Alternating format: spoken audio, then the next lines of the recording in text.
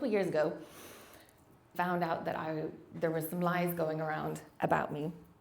And what really hurt at the time was that the person who was sharing these lies was a Christian and was, I thought, my friend. And so this person had been in my home, had cuddled my kids, and, I thought we had a friendship. So not only did it hurt because things were being said about me that was not true, but there was just betrayal. And there was confusion as well.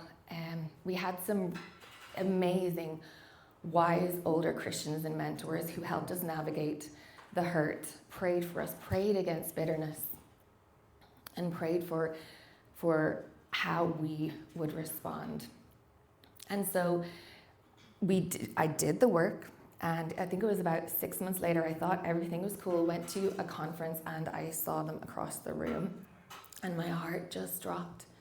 And I realized in that moment, because my body reacted before my brain even recognized who they were, I realized that the pain was still there, the hurt was still there. I hadn't forgiven them. I had just buried it down. I had buried the hurt deep and pretended and thought I'd forgotten about it. And so that's where we are with Joseph. When he sees his brothers, let's see what he does. What I realized after seeing that and experiencing that, and it shocked me as well, because I convinced myself I'd forgiven the wrong that was done to me, but I realized then I had to continue doing the work that God had called me towards, and also have the proper understanding of what forgiveness is. That forgiveness doesn't mean that you trust the person who wronged you, but instead forgiveness means that you trust God. So forgiveness doesn't mean that you allow access to the person who has wronged you, but it means that you trust God. So I have been lied about, I have been lied to. I have walked a journey with people in their 30s and 40s who have gone to seek out their birth parents, who have struggled with the hurt of rejection. Yes, their adopted parents were amazing, but they still always had that, why didn't you want me? That hurt, that pain. I have experienced difficult situations. I've experienced caring about my kids and being in an unsafe family situation where we've, yes, loved family members, but we've had to navigate situations, and that's what Oz is going to talk about next week, about forgiveness and reconciliation and boundaries and what that looks like. So forgiveness doesn't mean you trust the person who wronged you, but forgiveness means you trust God. So where are we? I did that too soon, so we can move on to the next one. We already know where we are, guys. We're in the room. So we are in Genesis 45. Then Joseph could no longer control himself before all his attendants, and he cried out, "Have everyone leave my presence." So there was no one with Joseph when he made himself known to his brothers. And he wept so loudly that the Egyptians heard him, and Pharaoh's household heard about him. So I don't know if anyone here has had a panic attack. I've had a panic attack. And so, thank you. And sometimes it's just a breathing thing. Sometimes it comes with weeping and crying. And as I was studying this, I was like, how is he crying? Is he crying in the way that my kids cry when they're having tantrum and they want something? And they could have stopped crying, but they're screaming louder. And then I was like, no, it's this visceral overwhelm of emotions, and you just can't keep it in. And it's honestly embarrassing. And sometimes when I've had my panic attacks, I'm on the furthest edge of the house, and I'm like, I hope my kids can't hear. Probably they can. But that was what came to mind when I was reading this. I was like, wow, he's so overcome with emotion, and he weeps so loudly. Now what's he going to do? Because I know what I would do. Let's move on to the next one. Joseph said to his brothers, "I am Joseph. Is my father still living?" But his brothers were not able to answer him because they were terrified at his presence. We don't know. We don't know if they ever considered where he was. Honestly, if they thought he was alive in Egypt, I don't think they would have come. They wouldn't have anticipated ever seeing him again. I don't know whether they regretted it or thought about it again. But can you imagine their shock? Because they clearly didn't recognize him. He had to reveal himself to his brothers. And they're looking at each other and they're like... So now they're like, okay, this is Joseph. And now they're like, he's the second in command to Pharaoh. And now they're like, uh-oh. Okay, let's go to the next one. Then Joseph said to his brothers, come close to me. I don't think they wanted to. When they had done so, he said, I am your brother Joseph, the one you sold into Egypt. I don't know if you remember me. Yes, my name is Joseph. I'm the one you sold into Egypt. Did you sell any of your other brothers into Egypt? I'm not sure, but I'm that Joseph. Let's go to the next one. And now do not be distressed. You probably could tell that they were worried. They were probably shaking. Do not be distressed and do not be angry with yourselves for selling me here, because it was to save lives that God sent me ahead of you. Can you imagine? Can you imagine hearing that?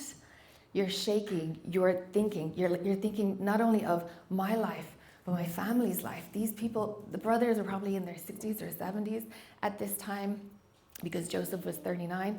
So they had families, they had livestock, they had land. They're thinking of their dad back home, and they're thinking, what's going on? And if we're killed, if we're put into prison, and now Joseph's saying, don't be distressed, it's okay. Don't be angry with yourself, which they probably were already. They're like, dang it, it's Judah's fault, it's so-and-so's fault. He's the one who came up with it. But it was to save lives that God sent me ahead of you. They're like, what? What's he saying? He's saying, okay, God is in this? Let's go to the next one. For 2 years now, there's been a famine in the land. And for the next 5 years, there will be no plowing and reaping. But God sent me ahead of you to preserve for you a remnant on earth and to save your lives by a great deliverance. So then it was not you who sent me here, but God. He made me father to Pharaoh, lord of his entire household and ruler of all Egypt. Now hurry back to my father and say to him, this is what your son Joseph says. God has made me lord of all Egypt. Come down to me and don't delay.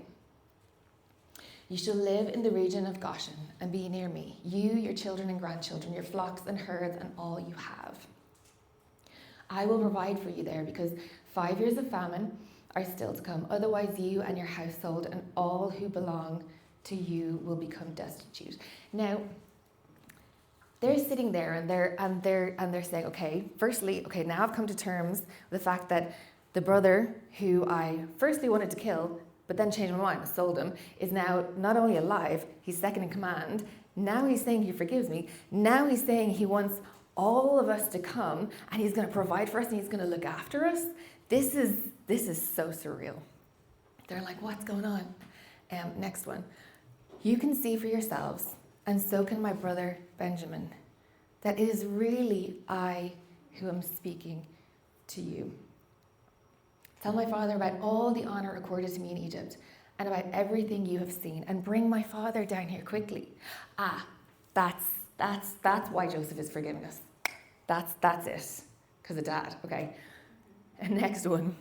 Then he threw his arms around his brother Benjamin and wept, and Benjamin embraced him, weeping. Now, I was trying to get a little thing in there. It doesn't really work well. But brother Benjamin, everyone would like to have a friend like Ben. Do you get it? Micah, do you get it? Alrighty. And he kissed all his brothers and wept over them. Afterwards, his brothers talked with him. When Joseph's brothers saw that now we go back for a second, sorry. So, that's chapter 45 of Genesis. And the passage that we're really going to be talking about is chapter 50.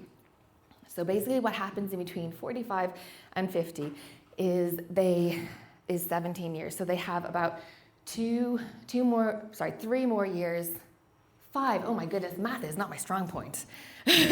Hopefully preaching is. But so we have 5 more years of famine, and then 12 years where they're not only surviving, but then they are thriving. This is where Jacob and all his family, all of his herds and all of their livestock, everyone comes and they settle. And then Jacob, he meets his grandkids and he blesses them and he blesses everyone. And then, unfortunately, he dies. And then they bury him, bring him back to Canaan. And then that brings us to where we are in our passage in Genesis 50. So remember, this is 17 years after the first time that Joseph revealed himself and forgave his brothers. And now their father's dead. So when Joseph's brothers saw that their father was dead, they said, what if Joseph holds a grudge against us and pays us back for all the wrongs we did to him? So they sent word to Joseph saying, your father left these instructions before he died. Now see, they're continuing in the cycle of manipulation and deceit. Now that's unclear. That's my understanding of it. It's unclear because some scholars say that Jacob, they've been there long enough that Jacob might have had the conversations and they might have said, oh, actually, we did sell your son, but it is unclear from the passage. But that's my reading of it. So they sent word to Joseph. Okay, there we go. Thank you. This is what you were to say to Joseph. Now, these are the guys saying, this is what Dad said. He may or may not have. This is what you were to say to Joseph. I ask you to forgive your brothers the sins and the wrongs they committed in treating you so badly. Now, please forgive the sins of the servants of the God of your father. When their message came to him, Joseph wept. Again, it's unclear why he wept. Could it be because he had forgiven and forgotten and been enjoying these 17 years with his family that he never thought would happen again? And now they're bringing it back up, and he's like, oh, I'd forgotten about that. Wow, yes, I remember. Now I'm remembering all of the hurt and the pain and or is it because he's hurt and upset because you don't know my character? I said it. I said I love you. I said I forgive you. Look, we've been living alongside each other for 17 years, and now you're bringing it up and thinking what I said was not right. And the only reason that I was forgiving you was because of Dad. But you know what? I think as well, the reason why they started on this is because they probably didn't believe him the first time, because it doesn't make sense, because they're thinking with the human mind. They're thinking of human forgiveness, okay? So human forgiveness says, you say sorry and you make amends.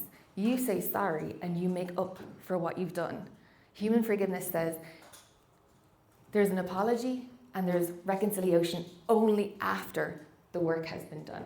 Whereas he has forgiven in the way that God has called him to forgive. So the brothers did not do anything to deserve this forgiveness, and they know, and that's why they're so confused. His brothers then came down and threw themselves down before him. So first, they tried to appease him by sending this message and said, oh, your dad says, please forgive your brothers. And then they go and they humble themselves. And they say, we are your slaves, they said. The brothers who sold him into slavery are now bowing down before him. And if anyone was here for week 1, what does that remind you of? About 40 years earlier, little 17-year-old Joseph comes and he's sharing his dreams about his brothers bowing down. So, and now it's happening. And what did Joseph do? Was Joseph like, ha ha ha? Exactly. Was it like, I told you this would happen? No. Joseph said to them, don't be afraid. Am I in the place of God?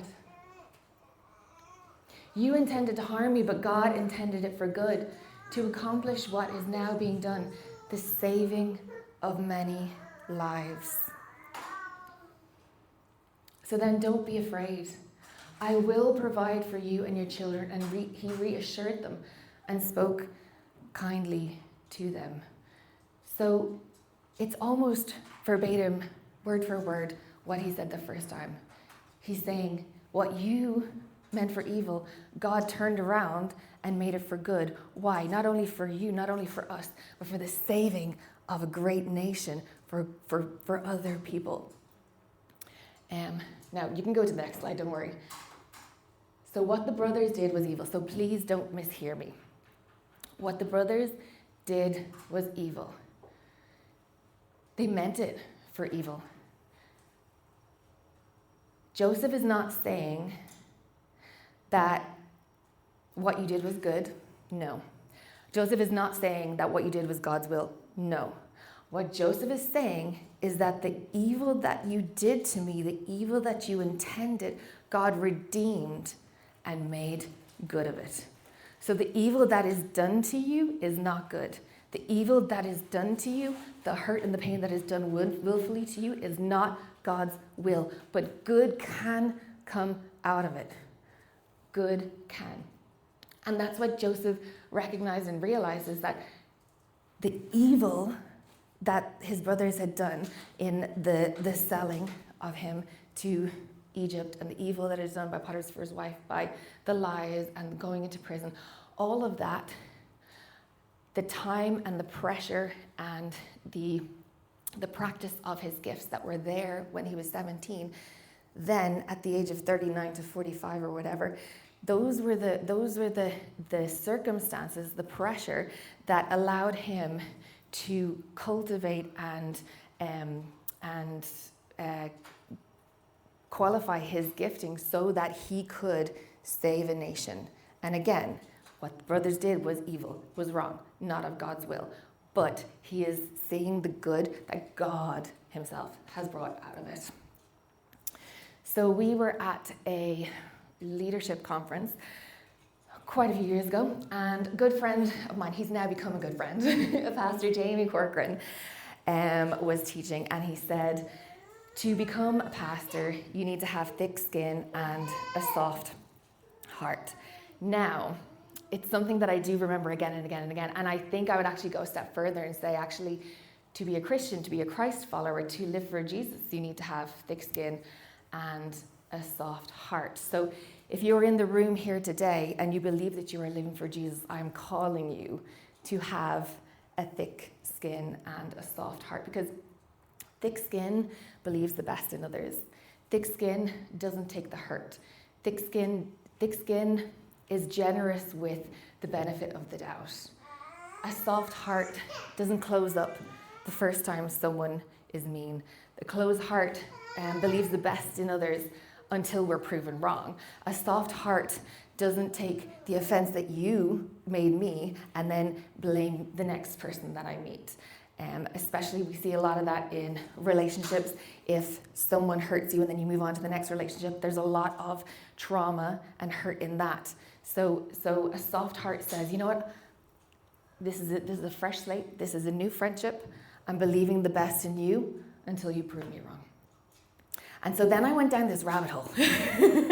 And then I was like, okay, where did it really come from? Because this is an amazing quote. I was like, this has got to be someone. And it was Jamie Corcoran, but anyway. So let's move on to, I found out it was actually from a theologian called John Stott. And this is the original quote. The definition, and I love it, the definition of spiritual growth is going from having thin skin and a hard heart to having thick skin and a soft heart. So when we're talking about spiritual growth, it's just like maturity. So the definition of maturing as a Christian is going from having thin skin and a soft heart to having thick skin. I'm turning into Pastor Ross with my mumbling. The definition of spiritual growth is going from having thin skin and a hard heart to having thick skin and a soft heart. So early on in ministry, there was one Sunday where I almost had the same conversation with 3 different people. Now, the offense and the exact circumstances were different, but essentially, each one of them had been wronged. Each one of them had been targeted and betrayed, and each one of them, it wasn't actually their fault. And so, because there's nothing new under the sun, thank you, Ecclesiastes, I had the same words and advice for each of them, which is I stole actually from my friends and my mentors, older Christians who had poured into us when we were going through the same betrayal and same hurt. And I gave it to each three of them. First was validation. Yes, you have been wronged. Through no fault of your own, that you have been wronged.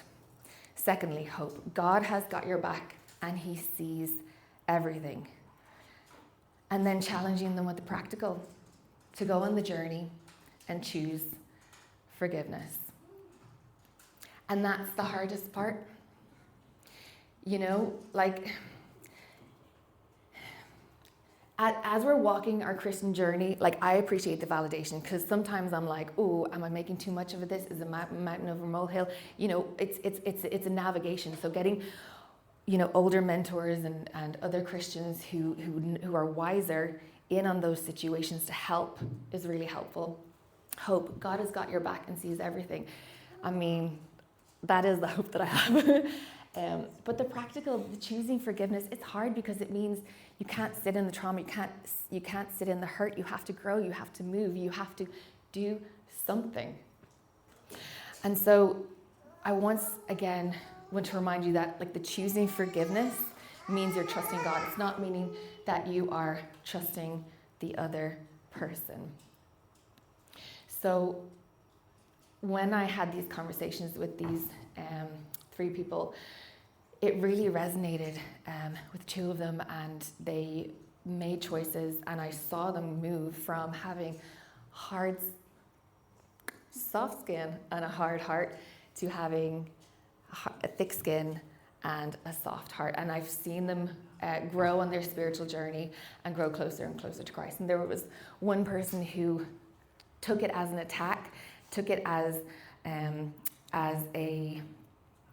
that I thought that they were in the wrong, and unfortunately just chose to sit in unforgiveness. And it really was so bad and so destructive for that person. So Nicky Gumbel puts it like this: unforgiveness is like drinking poison and hoping the other person will die. So when you sit in the unforgiveness, it's got nothing to do with the other person. Remember, it's about, do you trust God with your hurt? Do you trust God? So when you wake up every day choosing not to forgive, it's like drinking poison and expecting that other person to die.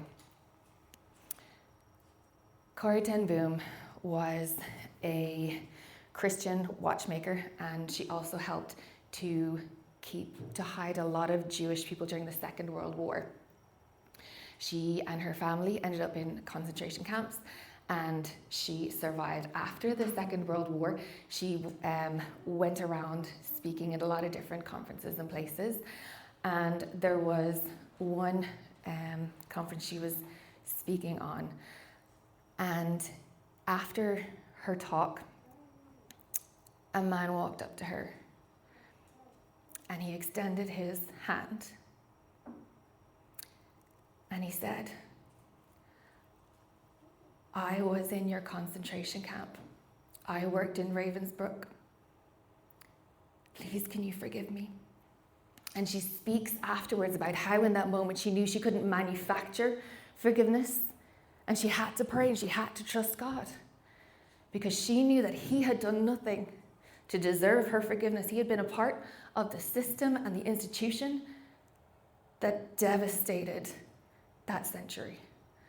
And so she did forgive him, not because of him, but because she trusted God.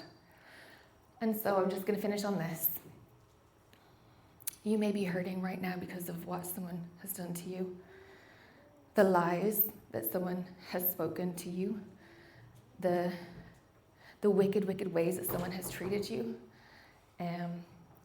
whether knowingly or unknowingly. I'm not asking you to trust them. I'm not asking you to reconcile with them. I'm not asking you to forget and downplay the wrong that has been done to you, but I'm asking you to trust God. I'm asking you to trust God with your hurt and with your future. And I'm praying that you become just what John Stott says, as we spiritually mature, as we get closer and closer to Christ, that we become people with thick skin and a soft heart.